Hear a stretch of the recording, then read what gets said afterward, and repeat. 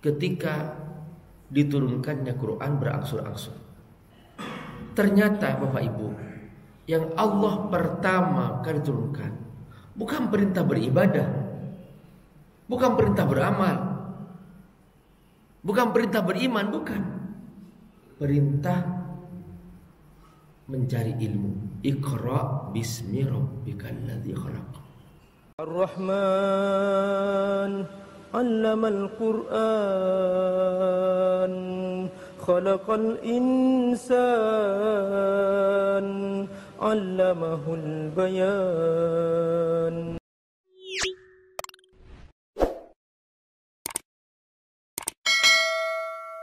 Amal tidak akan diterima tanpa ilmu. Fa idza kana al-amal bighairi ilmin kana ma yufsiduhu aksar mimma yuslihuhu. Ketika sebuah amal tanpa ilmu, maka yang merusaknya lebih besar daripada yang membawa kemaslahatannya.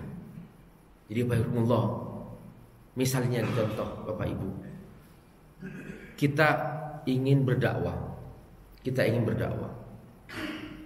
semangat berdakwah, semangat ngajak orang untuk melakukan kebaikan. It's okay, ini semangatnya benar. Tapi karena nggak pakai ilmu, dia nggak tahu ilmunya, atau maklumat yang dia dapatkan salah paham, akhirnya apa? Dengan dakwahnya dia menimbulkan perpecahan umat, menimbulkan permusuhan di antara umat. Lalu dia merasa dirinya yang paling benar, lalu dia merasa dirinya paling ahli surga. Selain yang seperti dia ahli neraka semuanya. Misalnya terjadi seperti ini, perhatikan. Jadi dikatakan apa? Fa idza kana al-amal bighairi ilmin. Ketika sebuah amal dikerjakan tanpa ilmu, atau ilmunya dia salah paham tentang sebuah teks Quran, tentang sebuah teks hadis, akhirnya apa? Ma yufsiduhu aksar mimma yuslihuhu. Dia membawa kerusakan lebih besar daripada kemaslahatannya gitu. Makanya harus kita benar-benar memastikan bahwa ayo rajin-rajinlah mencari ilmu. Jangan sampai ilmunya salah, akibatnya dia rusak. Mengapa kita tidak bosan-bosan mengulang-ulang tentang tema ikhlas? Karena memang maklumatnya panjang, ilmunya lebar, luas sekali. Dan seandainya seumur hidup kita membahas tentang ikhlas pun juga gak akan pernah selesai. Kenapa? Karena memang ini yang harus kita capai dalam kita beramal.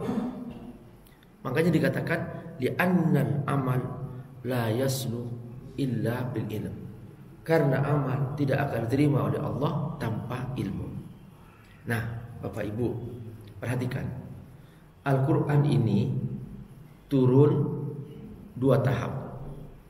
Tahap pertama sekaligus dari Allahul Mahfuz ke langit dunia. Tahap kedua berangsur-angsur dari langit dunia ke hati Rasulullah Sallallahu Alaihi Wasallam. Nah, di sini Bapak Ibu rahimakumullah, menarik. Apa yang pertama kali Allah turunkan dari Al-Quran? Ketika diturunkannya Quran berangsur-angsur, ternyata Bapak Ibu, yang Allah pertama kali turunkan bukan perintah beribadah, bukan perintah beramal, bukan perintah beriman, bukan. Perintah mencari ilmu. Iqra bismi rabbikal ladzi khalaq. Kenapa? Karena Allah tidak ingin ada orang beriman, imannya salah, karena gak pakai ilmu.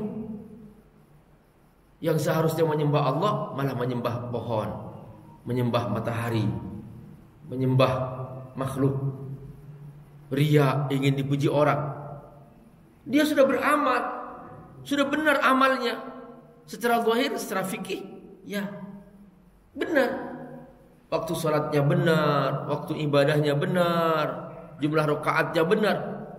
Tapi karena nggak pakai ilmu, akhirnya dia mengerjakannya karena ingin dipuji orang. Dia tidak tahu bahaya riya. Bertahun-tahun dia beramal. Perhatikan, bertahun-tahun dia beramal. Kata Imam Ghazali, ada seorang yang selama 60 tahun dia tidak pernah terlambat takbiratul ihram di masjid, di shaf pertama. Setelah 60 tahun dia terlambat masuk masjid, ternyata shaf pertama sudah penuh. Akhirnya ke bagian shaf kedua. Ketika ke bagian shaf kedua, dia merasa malu dilihat orang. Aku kelihatan di shaf kedua, biasanya aku kelihatan di shaf pertama. Merasa malu dia, kelihatan orang. Malu pada orang-orang. Apa kata Imam Ghazali?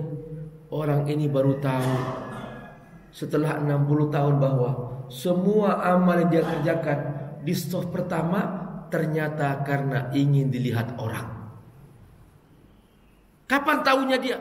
Setelah dia ternyata ke bagian shaf kedua, dia merasa malu. Perhatikan, berarti dia amalnya itu karena ingin dilihat orang. Kalau dia karena Allah, ya sudah, dia tahu ilmunya bahwa aku beramal karena Allah kok. Terserah aku di shaf kedua, shaf ketiga. Tapi aku shaf pertama karena ingin aku mendapatkan keutamaan, karena Allah perintahkan aku. Shaf pertama lebih utama daripada shaf kedua, bukan karena orang. Maka ketika ternyata karena daruratnya kondisi mengejar shaf pertama nggak kebagian, tiba-tiba kebagian shaf kedua, dia nggak karena ingin dipuji orang, nggak malu, karena aku karena Allah. Nah, perhatikan, itulah pentingnya ilmu, bahwa dengan ilmu seseorang bisa menjaga amalnya. Dan ternyata amal yang telah dia kerjakan bertahun-tahun dengan segala tenaganya tertolak karena tidak tahu ilmunya bagaimana cara berikhlas kepada Allah Subhanahu wa ta'ala.